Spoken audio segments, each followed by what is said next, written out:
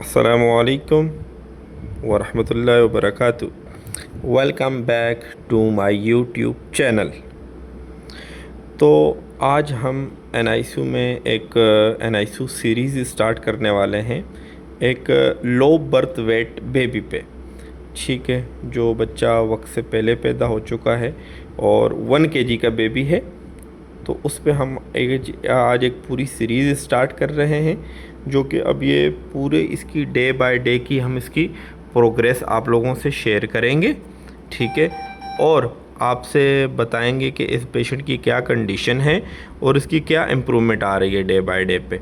तो तमाम हम आपसे इस सीरीज़ में शेयर करेंगे और हर दिन की हम आपसे जो भी कंडीशन होगी वो हम आपसे डिस्कस करेंगे। ठीक है, तो बग़ैर देर किए हम अपनी वीडियो स्टार्ट करते हैं। ठीक है, तो ये बेबी आपको दिखाई दे रहा होगा इस वक्त। ये एक 1 केजी का बेबी है, प्रीमेच्योर बेबी है ये। ठीक है, एक लो बर्थ वेट है इसका, 1 केजी वेट है इस बच्चे का। ठीक है, ये बेबी जो इसकी गेस्टेशनल एज थी वो थी 28 वीकर्स, यानी 28 हफ्ते। तो ये बच्चा 28 हफ्तों में पैदा हुआ है और एक प्रीमेच्योर बेबी है और इसका वज़न 1 केजी है। ठीक है, तो आगे हम अपनी वीडियो को बढ़ाते हैं और आपसे ये तमाम चीज़ें इसकी डिस्कस करते हैं। अच्छा, तो इस बच्चे को हमने ये जो नाक में इसकी लगी, हमने इसको O2 ऑक्सीजन पे लिया हुआ है। ठीक है, इसको ऑक्सीजन अटैच की है फॉर द ऑक्सीजन सपोर्ट, क्योंकि इनमें कुछ चीज़ें बहुत ज़्यादा कॉमन होती हैं। अब देखें, जिस तरह इसके लंग्स इतने अच्छे डेवलप नहीं हुए हैं क्योंकि इनके अंदर सरफेक्टेंट नहीं होता, तो बाज़ औक़ात हमें इसके लिए सरफेक्टेंट भी देना पड़ता है। ठीक है, इसकी लंग्स की मैच्योरिटी को बढ़ाने के लिए। ठीक है, अब इसी तरह हम आगे चले, हमने इसके हाथ में IV कैनोला मेंटेन किया है for the IV fluid maintenance के देने के लिए। ठीक है, ताकि इसको IV फ्लूइड दे के इसकी जो शुगर है वो मेंटेन की जाए।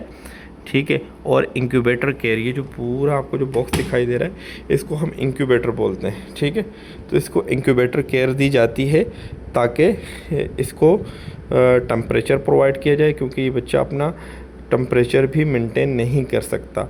और दूसरी बात यह है कि इसके अंदर बच्चा को बहुत हाई रिस्क होता है इन्फेक्शन कैच करने का, क्योंकि इतने बच्चे को बिल्कुल मिनिमम हैंडलिंग यानी बहुत कम टच पे काम किया जाता है। और जब भी हाथ लगाया जाए या जब भी काम किया जाए इस तरह के बच्चे के लिए, या इसको कोई भी मेडिकेशन अटैच की जाए, तो उसके लिए ग्लव्स पहने जाएं, उससे पहले हैंड वॉश कर लिया जाए या हैंड सैनिटाइज कर दिए जाए। ठीक है, तो ये बहुत इम्पोर्टेंट रोल प्ले करता है इस चीज़ में। साथ में हम इसकी स्ट्रिक्ट मॉनिटरिंग करते हैं। ठीक है, ये जो हमने इसको पाँव में अटैच किया हुआ है ये इसका प्रोब कहलाती है ऑक्सीजन की, पल्स ऑक्सीमीटर की। ठीक है, और इसकी जो भी ऑक्सीजन सेचुरेशन वगैरह आ रही है वो मैं आपको मॉनिटर पे शो करवाता हूँ। अभी ये रहा। ठीक है, और दूसरा, इसको इन्फेक्शन प्रिवेंशन के लिए, इन्फेक्शन से बचाने के लिए हमें साथ में इसको एंटीबायोटिक्स का कवर देना पड़ता है, जो कि हमने इसको एंटीबायोटिक का कवर हम चला रहे हैं, इंजेक्शन सेफोटेक्सियम और इंजेक्शन एमेकिसिन। और फर्स्ट 24 आवर्स से 48 आवर्स के लिए हम 10% डेक्सट्रोज वाटर दे रहे हैं इसको। ठीक है, और उसके बाद फिर हम इसका बाद में मेंटेनेंस फ्लूइड जैसे चेंज करेंगे, तो नेक्स्ट वीडियो में हम आपसे वो भी शेयर करेंगे। और सबसे इम्पोर्टेंट बात ये इसमें कि इन बच्चों में जो सकिंग होती है, जो दूध पीने की सलाहियत कह लें या दूध फीडिंग का रिफ्लेक्स जो होता है वो डेवलप नहीं होता, जिसकी वजह से हमें इसको मेंटेनेंस फ्लूइड चलाना पड़ता है। ठीक है, और इसको IV के थ्रू फ्लूइड मेंटेन करना पड़ता है, यानी इसकी शुगर वगैरह इसको देनी पड़ता है। ठीक है, साथ में इनको लंग्स किस हद तक मुतासिर हैं ये देखने के लिए हम इनका एक्सरे चेस्ट करवाते हैं। ठीक है, और एक्सरे में क्या नाम है देखते हैं। मैं अभी आपको ये एक्सरे दिखाने लगा हूँ, ज़रा आप एक्सरे का ये देखिएगा। ठीक है। इसमें देखें जो बिल्कुल आपको जितना जो वाइट वाइट दिखाई दे रहा है ना, ये सारा इसके मतलब लंग्स की मतलब कोलैप्स पड़े हुए हैं, ठीक है। और इसी में बच्चा डिस्ट्रेस भी डेवलप करता है, यानी रिस्पायरेटरी डिस्ट्रेस डेवलप करता है। अगर हम उसको उर्दू में ट्रांसलेट करें तो दैट मीन्स के बच्चे का सांस लेने का अमल उसमें तेज़ हो रहा होता है। तो जैसे ही सांस लेने का अमल इनका ख़राब हो रहा होता है, सांस लेने का अमल मुतासिर हो रहा होता है, तो उसके लिए हमने ये इसको नेज़ल ऑक्सीजन लगाई हुई है, ठीक है।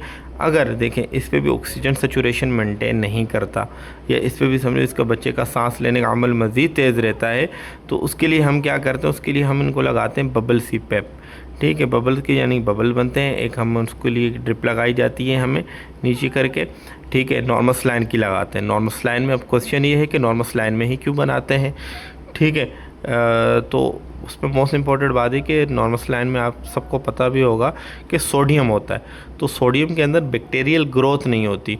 अगर हम रिंगल लैक्टेट में 10% में या डेक्सोसलाइन में हम बनाने जाएंगे बबल CPAP को, तो उसके अंदर डेक्सट्रोज मौजूद होता है जिसमें बैक्टीरियल ग्रोथ होती है, तो इसी वजह से हम उसमें CPAP नहीं बना सकते। अगर हम उसको ओपन रख के उसके अंदर ऑक्सीजन का पाइप के इसके साथ हम बनाएंगे बबल CPAP, तो उसमें बैक्टीरियल ग्रोथ हो जाएगी जो इस बच्चे के लिए बहुत ख़तरनाक हो सकता है।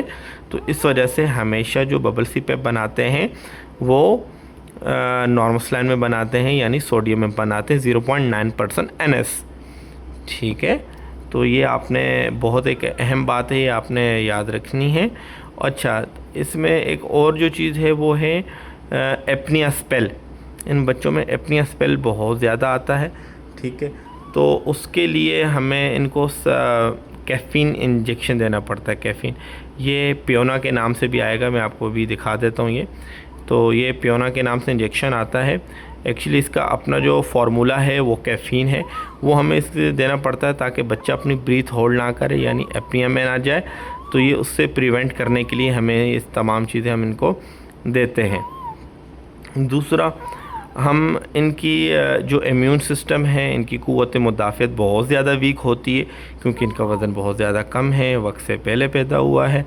तो इम्यून सिस्टम बूस्ट करने के लिए हम कुछ इंजेक्शन आते हैं इम्यूनोग्लोबिन के, जिसको हम पेंटाग्लोबिन कहते हैं, वो इसको हम देते हैं, ठीक है। दूसरा, हमें इनको विटामिन K का कवर देना पड़ता है क्योंकि ये बहुत जल्दी इंटरनल ब्लीड कर जाते हैं, क्योंकि इनके तमाम ऑर्गन इतनी तरह अच्छी तरह डेवलप नहीं हुए होते हैं, जिसकी वजह से ये चीज़ें ताकि सरवाइव कर सकें, ठीक है।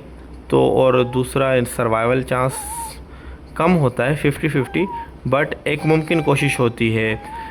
पूरी टीम वर्क होता है जिसमें हमारे तमाम पीडियाट्रिशियन, हमारे नर्सेज, हमारे डॉक्टर्स सारे इसके अंदर मौजूद होते हैं और वो अपनी बेस्ट से बेस्ट ट्रीटमेंट इन बच्चों के लिए, इन पेशेंट्स के लिए प्रोवाइड करते हैं, ठीक है। तो ये तमाम चीज़ें हैं इनमें। और दूसरी, इनमें स्ट्रिक्ट मॉनिटरिंग की जाती है, ठीक है, जिसमें देखा जाता है कि बच्चा प्रॉपर तरीके से तमाम चीज़ उसकी चेक किए जाते हैं, जिस तरह इनका पोस्चर चेंज करना एवरी 2 to 3 आवरली। तो इन चीज़ों को बिल्कुल दिमाग में रख के इन चीज़ों को चेक किया जाता है, ठीक है। और बाकी इनकी स्किन मतलब एज़ कम्पेयर टू नॉर्मल बच्चों के, ये बच्चे बहुत ज़्यादा स्पेशल होते हैं और इनको एक्स्ट्रा केयर चाहिए होती है इन तमाम चीज़ों से निकलने के लिए, ठीक होने के लिए, ठीक है। और जो इतने बच्चे होते हैं, अब जाहिर सी बात है इनके पेरेंट्स भी बहुत ज़्यादा अपने बच्चे के लिए कॉन्शियस होते हैं और बहुत ज़्यादा डिप्रेस भी हो जाते हैं। ऑब्वियस सी बात है कि किसी भी पेरेंट्स के इतने बेबी अगर एडमिटेड हों और इतने कम वज़न वाले पैदा हो जाएं, तो उनकी काउंसलिंग करना, उनको समझाना, ठीक है, वो भी हमारा काम है कि ताकि हम उनको अच्छे से गाइड कर सकें। और दूसरा, मोस्ट इम्पॉर्टेंटली, अब इस बच्चे के लिए नेक्स्ट 24 आवर्स बहुत ज़्यादा क्रिटिकल हैं, ठीक है। और इसकी स्ट्रिक्ट मॉनिटरिंग भी बहुत ज़रूरी है उसी के साथ, जो कि ऑलरेडी चल रही है, ठीक है।